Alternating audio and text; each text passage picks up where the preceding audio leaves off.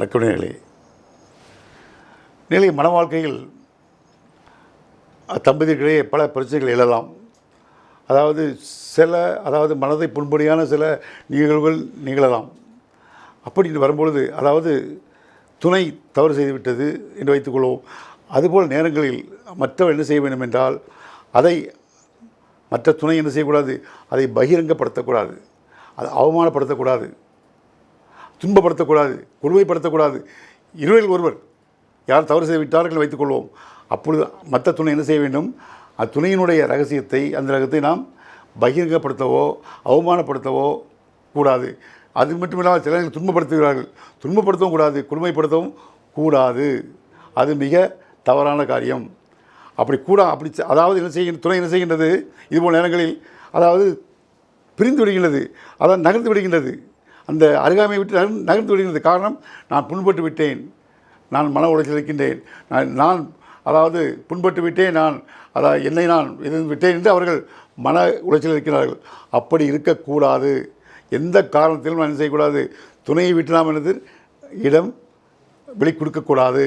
அவர்கள் நாம் என்ன செய்ய வேண்டும், தனிமையில் இருக்கும்போது நாம் அவரிடம் பேசி இன்னும் அவர் நம்மேல் உள்ள அக்கறையும் அன்பை நாம் பெறுவது தான் வழி தேட வேண்டும்.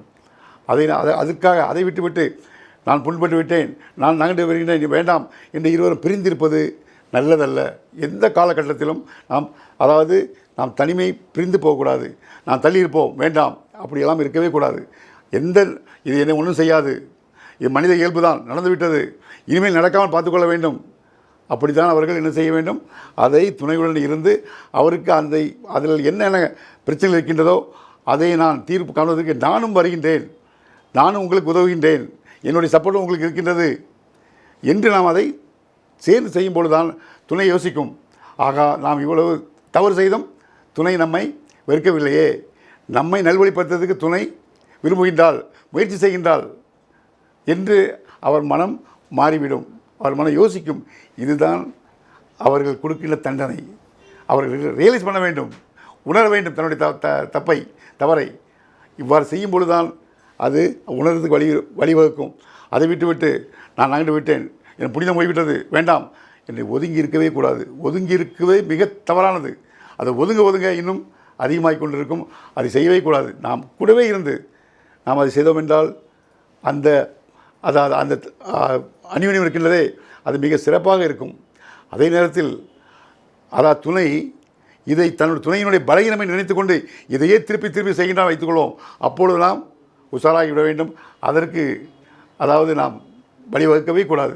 அதை கண்டிப்பாக அது முடிவு கட்ட வேண்டும். அதுபோல் நேரங்களில் தான் நாம் செய்ய வேண்டும்.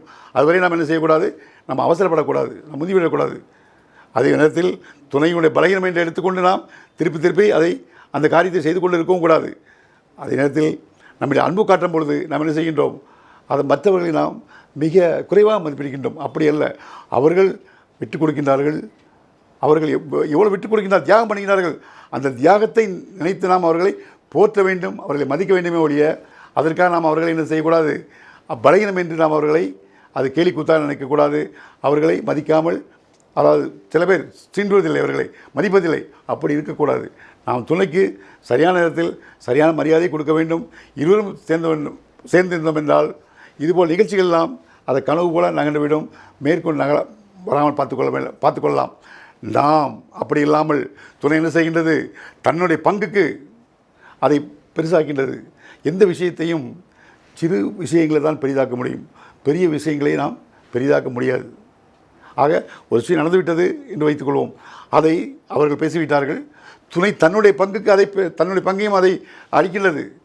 அந்த பங்கு அளிக்கும்போது தான் அது பூதகரமாக மாறுகின்றது.